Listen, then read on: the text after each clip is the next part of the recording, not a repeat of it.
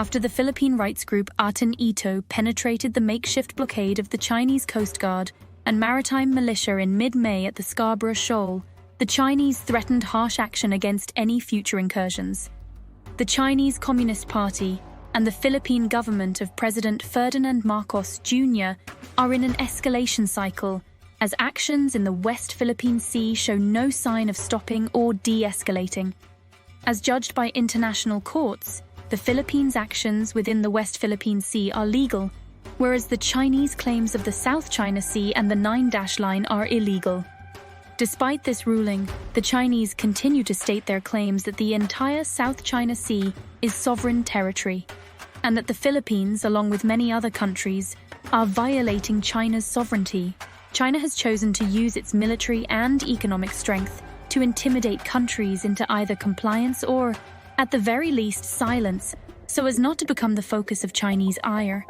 The Philippines have chosen neither, and as a result, they are facing Chinese ire, but they have continued to be undeterred by the Chinese threats.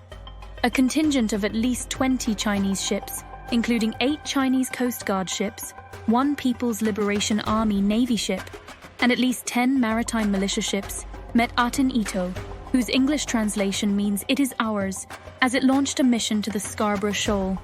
The Chinese naval force was able to block the main Aten Ito flotilla, but the group launched an advance team that was able to penetrate the Chinese effort to deny access to the shoal.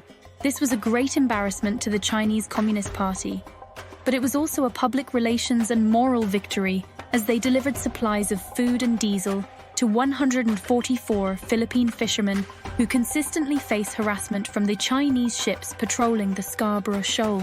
The Scarborough Shoal is in the Philippines' internationally recognized Exclusive Economic Zone, or EEZ. Thus, Chinese actions in the shoal are illegal. China disregards this ruling, clinging to a tenuous historical claim that didn't exist until China emerged as a major economic force, expanding its trade across the South China Sea's sea lanes and discovering gas and oil deposits. The Chinese claims are based on their own interests in using their economic and military power to dominate the region, whereas the historic claim is a concocted cover story for the Chinese Communist Party and its supporters.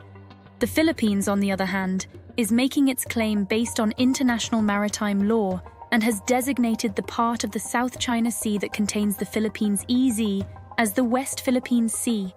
The Aten Ito's success in the Scarborough Shoal has sparked a furious response and threat from the Chinese Foreign Ministry. The Chinese government authorized the Chinese Coast Guard to arrest any foreigner in the South China Sea who violated its sovereign waters shortly after the incident. In China, the punishment is 60 days of imprisonment without trial, with the policy going into effect in June. If the Chinese follow through with this threat in the Scarborough Shoal, it would be another violation of international law, as only the Philippines have jurisdiction in this region, outside of some extraordinary circumstances such as piracy. This Philippine government responded to China's threat of arresting its citizens in its EEZ. President Marcos has condemned it, and Foreign Affairs Secretary Enrique Manalo stated that China's threat is not consistent with international law. Commodore Roy Trinidad, a spokesman for the Philippine Navy, denounced the Chinese threat to arrest Philippine citizens, whom China has labeled as trespassers.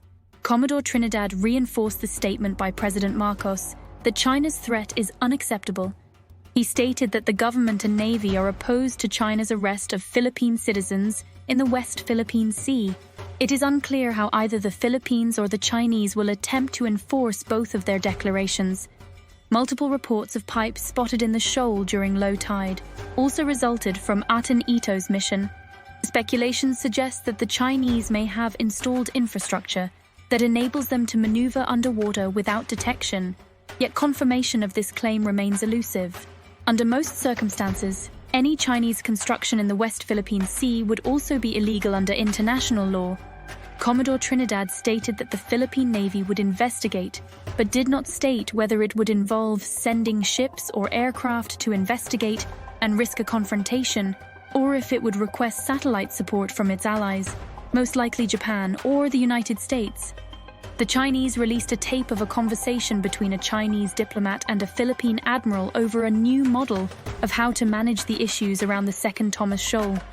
This was perceived as a gentleman's agreement between the Philippines and China, which the Philippines later broke. It was an attempt to cast the Philippines' image as duplicitous in its international relations. The Chinese embassy in Manila produced the tape through a wiretap, a violation of diplomatic protocols and the Filipino Anti-Wiretapping Act. The Chinese release of the tape has led to an investigation into the wiretap and the details surrounding the agreement. The probe focuses on the circumstances surrounding the conversation, not on whether the Filipinos will concur with the contents of the wiretap. The Philippine government has confirmed that the claimed agreement had never reached the Philippine government's cabinet level, so it could never have become an unofficial policy of the Philippine government. There is no treaty between the Philippines and China that ever included it, so it is not a legally binding agreement. The Chinese breach of Philippine law and diplomatic protocols has led to some calls to punish the Chinese embassy, up to and including the ambassador's expulsion. The events of the past couple of weeks are part of the escalating action-reaction cycle that continues between the two countries.